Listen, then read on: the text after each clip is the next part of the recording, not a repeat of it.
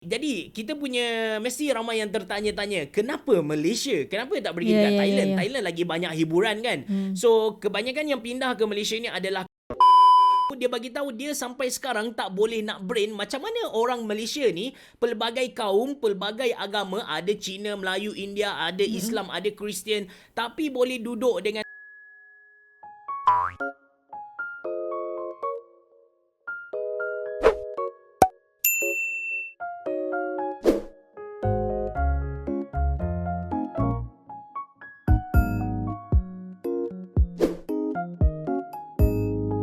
Assalamualaikum, Elsa di sini. Hai guys, hai semua, halo tetangga. Gimana kabar teman-teman semua? Semoga sehat selalu, semoga bahagia selalu, dan semoga hari-harinya selalu good day.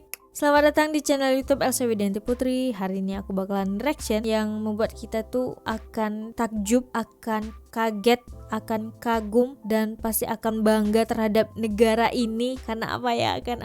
Pokoknya nonton aja videonya sampai selesai. Pasti teman-teman nanti bakalan ketemu jawabannya kenapa aku juga sangat mengidolakan dan sangat membanggakan sebuah negara ini guys. Oke, tapi sebelum dimulai video reaksinya seperti biasa, aku mau ngejakin teman-teman semua dulu untuk subscribe channel ini dan aktifkan lonceng notifikasinya supaya tidak ketinggalan updatean terbaru dari channel ini. Dan bagi teman-teman semua yang ketinggalan video yang udah aku upload, tenang aja karena udah aku masukkan ke dalam playlist. Teman-teman bisa langsung cek linknya di deskripsi di bawah ini. Nah, bagi teman-teman yang mau request bisa banget DM di Instagram aku di @elsawidiantiputri. Jangan lupa di follow. Tanpa membuang masa, tanpa berlama-lama, jomlah kita mulai video reactionnya. Are you ready? Let's go.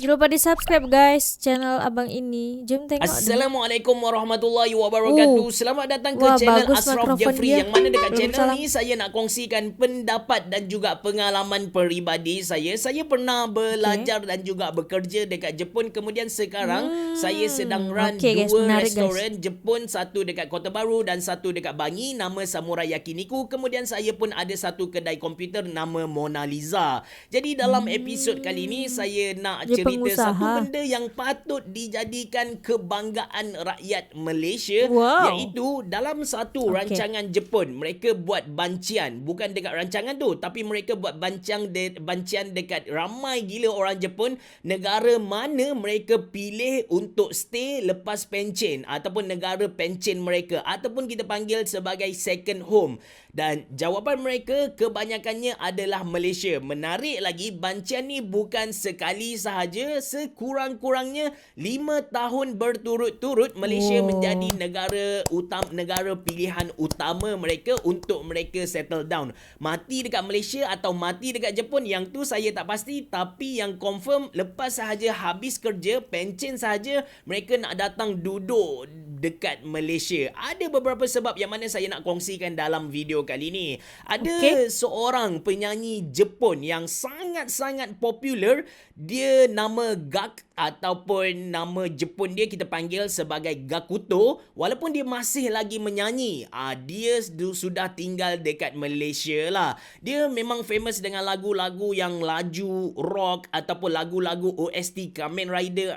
Dia lah orangnya. Walaupun dia masih menyanyi, dia stay dekat Malaysia. Dia punya jadual tu memang padat gila. Dia ada kongsikan dalam satu temu bual dengan satu YouTuber dekat Jepun nama Nakata. Dia punya YouTube channel ialah Nakata Daigaku. Dia cerita dia punya timetable, dia punya schedule tu, seminggu dekat Malaysia, lepas tu dia akan berulang ke Jepun seminggu. So dia akan jadi macam seminggu Malaysia, seminggu Jepun, seminggu Malaysia, seminggu dekat Jepun lah. Memang padat gila sebab dia bukan sahaja penyanyi, dia pun ada dia punya own restaurant. Lepas tu dia pun ada dia punya own gym. Dia ada buat macam gym sendirilah. Dan Gakto ni bila ditanya dia kenapa dia boleh stay dekat Malaysia, sekarang rumah dia di antara Kuala Lumpur ke Genting Highland. Dekat mana tu saya tak pasti, tapi dia duduk di satu villa yang besar gila, dikelilingi dengan hutan. Dia pilih untuk stay tempat tu. So dijadikan cerita bila dia dah berada di atas, dia memang top one, dia memang famous gila dekat Jepun. Orang kata living legend lah Gakto ni.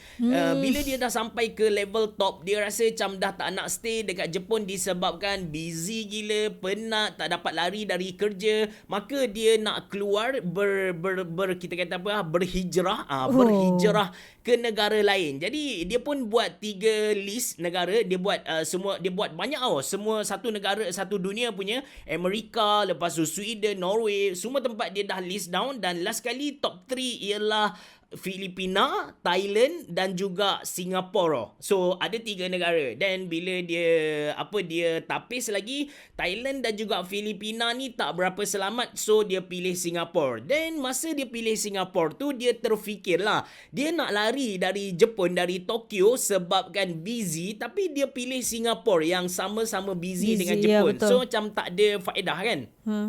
Tapi disebabkan dia dah decide untuk pergi ke Singapura, dia pun cakap okey tak apa, aku duduk Malaysia dan aku akan ulang alik ke Singapura untuk kerja-kerja akulah. Sebab dia tak tahu yang Malaysia sebenarnya satu negara yang maju. Dalam mindset dia, Malaysia adalah negara yang kita kata macam hutan, banyak dengan benda-benda macam tu. Dia pun duduk dekat Kuala Lumpur di tempat yang bukan di rumah dia sekarang, tapi di satu tempat tu, dan dia terkejut sebab di Kuala Lumpur bukan sahaja maju, dia macam unexpected maju, lepas tu lengkap, ada internet, lepas tu selesa, dan yang penting harga barangan murah lah. Jadi dari situ dia mula jatuh hati dekat Malaysia, dan dia stay dekat Malaysia. Dia dah tak pergi dekat Singapura, melainkan ada kerja penting yang tentu dia dari Malaysia ke Jepun, Malaysia ke Jepun. Cuma lepas COVID-19 ni, masa COVID pertama, masa PKP pertama, dia viral dekat media sosial. Dia antara orang Jepun yang cerita kepada rakyat luar bagaimana kehidupan Malaysia masa PKP. Dan masa PKP kedua ni, saya rasa dia duduk dekat Jepun sebab saya ada follow seorang YouTuber Jepun yang sangat-sangat popular, nama dia Hajime Shacho. Hajime Shacho ni best kalau anda layan dia. Dia memang konten yang relax, dia bukan buat social experiment, dia memang just relax macam tu. Bila dia dah successful, Hajime Shacho, anda boleh search. Bila dia dah successful, dia pun buat satu playhouse. Dia panggil mana-mana budak muda yang nak jadi YouTuber dan perlukan dorongan. So dia pun buat Hajime Shacho no Hatake. Maksudnya Hajime Shacho tu nama dia, Hajime Shacho nama dia. Dan no milik, Hatake bermaksudnya macam sawah padi, macam Hatake Kakashi kan, Hatake yang sama. So basically dia macam buat satu playhouse untuk bantu YouTuber baru. Bila dah matang, YouTuber ni dah ada dia punya own fan, so dia akan buat channel sendiri. Dia akan keluar daripada grup Hajime Shacho no Hatake ni lah. Video memang dia publish setiap hari satu video dekat Hajime Shacho no Hatake. Kalau dekat Hajime Shacho punya own channel tu, saya rasa seminggu 3-4 video lah. Dan balik kepada cerita Gakto tadi, dia ada minta Hajime Shacho join dia punya gym, macam promote dia punya gym. Atas dasar tu saya merasakan Gakto dia berada dekat Jepun lah masa PKP yang kedua. So itu cerita Gakto. Dan sekarang kita balik kepada topik kita. Masa mula-mula saya sampai dekat Jepun, bila kawan-kawan Jepun dekat universiti tu, dia tanya saya datang dari mana. Saya pun bagi tahu yang saya datang dari Malaysia. Dia pun tanya Malaysia dekat mana. Kita pun cerita Malaysia ni Kuala Lumpur, berada dekat Thailand, di antara Thailand dengan Singapura. Dia macam, oh Thailand dengan Singapura, Langkawi kan. Kita macam betul Langkawi, but Malaysia kot, kenapa kau tak tahu kan? Kita macam frust jugalah. Tapi kebanyakan orang memang macam tu. Orang Jepun dia tak kenal Malaysia. Tapi kalau kita sebut macam Langkawi, ataupun maybe kita sebut KLCC, KLIA, ataupun Air Asia, mereka akan tahulah itu Malaysia. Cuma sekarang saya tak pasti macam mana. Mungkin ramai dah orang Jepun kenal Malaysia. Dan bila saya masuk kerja, kawan-kawan kerja saya tanya, Malaysia kat mana Saya dah tahu dah mereka punya jawapan macam mana. So saya jawab, Malaysia sebelah dengan Amerika, dia dekat dengan Mexico lah, di antara tu. Saya tak tahu kawan-kawan saya dah aware yang Malaysia dekat mana ke tak, tapi saya matikan sampai level tu lah. Jadi persoalannya, kalau orang Jepun dia tak tahu Malaysia dekat mana, kenapa Malaysia boleh jadi negara pilihan utama untuk mereka buat second home? Jawapan dia yang jawab kepada survey-survey ni adalah mereka punya Shakaijin. Shakaijin, betul tak? Orang-orang yang bekerja. Satu budaya dekat Jepun yang mana bagi saya ini adalah satu budaya yang bagus. Bila mana seseorang tu dah masuk ke alam pekerjaan, mereka akan mula membaca surat khabar. At least di sekeliling saya lah yang berlaku dalam company saya. Jadi bila mereka baca surat khabar, mereka pun akan tahu apa yang berlaku dekat sekitar dia lah di satu dunia, negara mana maju, negara mana ada masalah, negara mana sedang berperang. So dari situlah mereka tahu. Jadi bancian-bancian tadi dibuat kepada Shakaijin tadi, orang-orang yang sudah bekerja, maka mereka aware Malaysia macam mana, duduk dekat mana dan sebagainya. So dekat Malaysia ni sebenarnya mana paling ramai orang Jepun kan? Of course Kuala Lumpur adalah yang paling ramai. Kalau anda pergi dekat Mid Valley ni memang anda akan jumpa, possibility tinggi gila untuk anda jumpa dengan orang Jepun. Lepas tu kawasan mana mereka stay saya tak berapa pasti sebab saya tak aware Kuala Lumpur tu dekat mana dia punya area dan sebagainya. Just a fun fact, untuk orang Kelantan kebiasaannya bila kita cakap Kuala Lumpur, kita pun maksudkan Selangor sekali lah. Selangor, Kuala Lumpur adalah satu negeri yang sama untuk kebanyakan orang Kelantan macam saya. So negeri yang kedua paling ramai orang Jepun bukanlah Selangor. Kuala Lumpur ramai, Selangor kurang sikit, tapi yang paling ramai orang Jepun ialah Penang. So dekat biasanya dalam satu negara kita akan ada embassy. Tapi kalau embassy ni tak mampu nak tampung orang yang datang dekat dia, mereka akan keluarkan satu lagi pejabat yang dipanggil sebagai consulate. Maka dekat Penang dia ada satu consulate Japan dekat sana. Which is dia punya function sebiji dengan embassy, cuma dia punya top person tu kita tak panggil dia sebagai duta lah. And macam dekat Malaysia ni mereka dah bahagikan sebenarnya area embassy dekat Kuala Lumpur tu dia akan cover susah sikit cerita. Kalau consulate Penang, consulate Japan in Penang tu dia akan cover Penang, Kedah, Perak, Kelantan, Pahang dan juga Terengganu. Lebih tu embassy KL yang cover. So ini yang berlaku dekat Malaysia. So jadi kita punya mesti ramai yang tertanya-tanya, kenapa Malaysia? Kenapa tak pergi dekat Thailand? Thailand lagi banyak hiburan kan. So kebanyakan yang pindah ke Malaysia ni adalah keluarga. Dan sebab utama mereka pindah ke Malaysia ni biasanya adalah disebabkan harga barang yang murah. Itu yang pertama. Tapi harga barang yang murah kita boleh dapat dekat mana-mana negara. Yang kedua, rumah yang luas. Bagi orang Jepun, rumah yang luas tu adalah satu rezeki, satu rahmat guys, kan. Betul. Kita dekat Malaysia kita Betul, tak berapa. karena aku udah beberapa kali reaction tentang Malaysia tu, meskipun di kampung tapi rumah itu luas banget, besar banget gitu guys. Hargai benda ni, tapi mungkin kalau dekat Kelantan kita tak appreciate sangat, tapi kalau dekat KL disebabkan rumah tu macam apartment 3 bilik macam tu, orang KL appreciate lah kot rumah yang luas. Dekat Jepun rumah dia sempit gila. Rumah yang saya duduk masa saya kerja tu memang untuk seorang duduk, besar dia pun 2 kali ganda bilik saya sekarang. Sempit gila. Itu pun dah harga dalam 2,000 lebih sebulan. Itu dekat Fukuoka, bukan dekat Tokyo. Kalau Tokyo lagi mahal bosku. Roppongi memang gila-gila. Ada satu cerita which is saya tak pasti benda ni sahih ke tidak.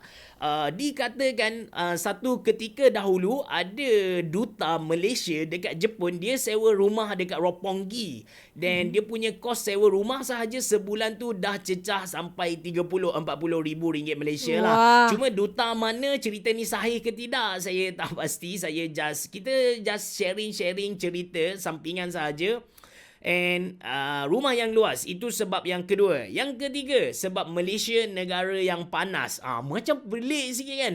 Kita orang Malaysia nak pergi tempat salji, tapi orang Jepun dia nak datang dekat negara-negara panas macam kita. And dia bukan nak pergi yang panas macam gurun Sahara, Mesir. Mereka tak nak pergi dekat panas macam tu. Mereka nak stay dekat Malaysia sebab kita panas lembap yang memang best untuk duduk sebenarnya. Kalau panas sangat kita just turn on aircon. Dia macam mana memang kita excited excited. Macam pengalaman saya, kita excited bila masuk musim sejuk, tapi excited kita tu dia kekal dalam seminggu sahaja. Bila mana dah berterusan dia punya sejuk tu, ya Allah, memang menangis bosku. Kita pakai AC, kita pakai aircon yang boleh dijadikan heater tu dia akan jadi kering. Tak best gila. Lepas tu kita pakai pemanas yang pakai minyak tanah, bau busuk gila. Dan last kali apa pilihan yang terbaik? Kotatsu. KOTATSU, Kotatsu. So Kotatsu ni kalau anda baca manga Shinchan dia ada satu meja yang kita duduk, kita boleh masukkan kaki bawah dia. So bawah dalam meja tu dia ada pemanas. So itu adalah yang terbaik lah. Saya musim sejuk memang duduk bawah tu lah. Memang duduk bawah meja tu, duduk saja, layan tengok movie ke apa, memang best gila. Atas dasar tu mereka cari tempat yang panas macam Malaysia lah. Itu sebab yang ketiga. Sebab yang keempat, Malaysia ni bagi mereka lengkap. Lengkap dari segi apa? Kita dah ada internet yang walaupun kita kata tak laju tapi okey. Lepas tu kita pun mereka pun senang nak cari barang-barang keperluan. Makanan pun okey. Ada yang walaupun mereka banyak juga yang komen kepada saya makanan Jepun dekat Malaysia tak capai standard mereka, but still boleh makan, boleh telan, dapat rasa lah, dapat lepas lah rindu mereka dekat kampung tu. So ini antara sebab-sebab kenapa mereka pindah ke Malaysia. Saya ada seorang kawan Jepun sekarang bos kepada Epson Malaysia. Memang kita kata level umur tu beza gila lah. Bos kepada Epson Malaysia paling tinggi kot. So dia suka datang Kelantan sebab family kami suka entertain dia. Dia suka datang Kelantan, maybe 3-4 bulan sekali dia akan datang Kelantan, lepak-lepak dengan kami. And dia mula-mula masa tahun pertama dia dekat Malaysia ni, saya tanya dia kenapa dia pilih Malaysia. Sebab dia boleh pilih, dia ni memang orang yang excellent dalam Epson Jepun. Dia pernah kerja dekat Sweden, lepas tu dia pernah kerja dekat Thailand, dan sekarang dia boleh pilih sama ada dia nak balik ke Jepun ataupun sambung kerja dekat Malaysia. Dia pilih untuk sambung kerja dekat Malaysia. And tahun pertama dia kerja tu, saya tanya apa yang best dekat Malaysia. Dia bagi tahu, Malaysia ni makanan memang best gila. Dia suka durian. Ini yang pelik sikit. Sebab kebanyakan orang Jepun mereka tak boleh bau pun durian tu, tapi dia suka gila durian. Kalau drive dengan dia, nampak ada orang jual durian tepi jalan, dia akan minum dulu bang. Singgah untuk lepak makan durian dulu. Sekejap saya minum. So lepas tu dia suka dengan makanan kari, dia suka dengan makanan pedas. Dia pelik sikit lah. Orang Jepun dia tak makan pedas sangat, tapi dia layan pedas. And bila datang dekat Kelantan, saya bawa dia makan nasi kerabu semua. Dia cakap memang best gila lah. And bila masa berjalan, tahun keempat dia dekat Malaysia, saya tanya balik the same question. Apa yang best dekat Malaysia? Dia bagi tahu yes, makanan best, cuaca best. Tapi dia kata yang dia rasa awesome dekat Malaysia ni ialah keharmonian. Benda ni macam pelik sikit lah. So saya tanya detail lah, boleh tak dia describe ataupun clarify apa yang dimaksudkan dengan keharmonian tu. Dia bagi tahu dia sampai sekarang tak boleh nak brain macam mana orang Malaysia ni, pelbagai kaum, pelbagai agama, ada Cina, Melayu, India, ada Islam, ada Kristian, tapi boleh duduk dengan harmoni. Walaupun dekat Facebook kita selalu gaduh, tapi kalau kita tengok secara depan-depan, kita ni harmoni dan dapat bangunkan negara. Yes, walaupun ada politik, isu dan sebagainya, but still kita duduk dalam satu negara, satu bangsa Malaysia lah sebenarnya. Bagi dia kata dekat Malaysia, dekat Jepun benda tu agak mustahil. Even sebenarnya Jepun adalah negara yang paling banyak internal war. Mereka paling banyak berperang sesama sendiri, walaupun kulit mereka sama, walaupun mereka punya bahasa sama, walaupun agama mereka sama. That's why bagi dia ini adalah satu benda yang dia rasa awesome dan dia nak menetap dekat Malaysia atas dasar benda ni lah. So far dia belum pencen lagi, so tak tahulah dia ni sembang just nak tipu saya ke macam mana, wallahualam. Dan dekat Jepun juga baru-baru ni ada buka restoran nasi kandak. Yang menarik tentang restoran nasi kandak yang dibuka dekat Tokyo tu, dia dioperasi oleh orang Jepun, bukan orang Malaysia. Dan bagi saya personally, saya tak tahu dia penerimaan orang Jepun dekat sana macam mana, tapi kalau anda tanya saya sebagai seorang businessman, dia punya business tu quite struggle sebab dia kena fight dengan kari Jepun. Lepas tu dia kena fight juga dengan kari India, Pakistan yang bagi saya lagi sedap kalau nak dibandingkan dengan kari nasi kandak lah. Sorry orang Penang, saya bukan kutuk anda, tapi anda kena pergi dekat Jepun dan anda try sendiri kari yang ada dekat sana. Anda totally different. Totally different. Langit bumi bosku. Even kita pergi dekat mana dekat KL yang famous macam Hadramaut dan sebagainya, tak boleh fight dengan kedai-kedai India yang ada dekat Jepun lah. Sedap gila bosku. And that's why kalau anda pergi dekat Jepun, anda memang kena singgah kedai India mereka, makan naan, makan kima kari ke, makan benda-benda macam tu. Shock gila babe. So itu saja untuk video kali ni. Saya rasa panjang gila dah saya membebel, tak tahu pergi ke mana, dari situ lompat ke sini, lompat ke situ. InsyaAllah pada next video saya akan kongsikan lagi tentang benda-benda macam ni. Maybe kalau ada benda yang anda nak tahu tentang Jepun, ataupun anda nak tahu tentang bisnes ke, anda nak tahu tentang apa-apa sahaja, anda boleh tulis di ruangan komen. InsyaAllah saya akan jawab soalan anda dalam bentuk video. Terima kasih kerana menonton. Assalamualaikum warahmatullahi wabarakatuh. Waalaikumsalam. Jumpa lagi. Itu dia nama abangnya Ashraf Jeffrey. Nah, dia pernah bekerja di Jepang, jadi dia menceritakan pengalaman dia selama di Jepang, dan juga dia menceritakan pengalaman teman-teman dia yang ingin menetap ke Malaysia, alasannya mengapa. Nah, udah jelaskan sama Bang Ashraf Jeffrey. Panjang gila. Dari awal dia cerita sampai aku khawatir dia nih nggak ada koma-komanya guys, karena cepet banget dia ngomongnya. Aku takut dia tersedak gitu. Tapi dia tadi minum akhirnya. Berbanggalah teman-teman yang tinggal di Malaysia, karena negaranya dipilih sama negara luar untuk dijadikan second home. Karena pertama dari makanan, kedua dari keharmonisan. Katanya orang Jepang tuh pengen tempat tinggal yang panas gitu guys. Coba deh tinggal di Indonesia, wah panasnya luar biasa. Jadi semoga pada video kali ini menambah informasi bagi teman-teman semua. Kita jadi tahu kan alasannya kenapa, langsung dari orang yang pernah bekerja di Jepang, dan dia juga menceritakan tentang pengalaman teman dia yang akhirnya menetap di Malaysia. Yaudah, kayak cukup sekian video reaction kali ini. Bagi teman-teman yang suka sama video ini, jangan lupa untuk like, comment, subscribe, dan share juga ke sosial media yang teman-teman punya. Jangan lupa untuk di tag aku di Instagram di @elsawidantiputri. Jangan lupa di follow. Thank you. Ya udah, kita ketemu di next video. Bye bye. Assalamualaikum.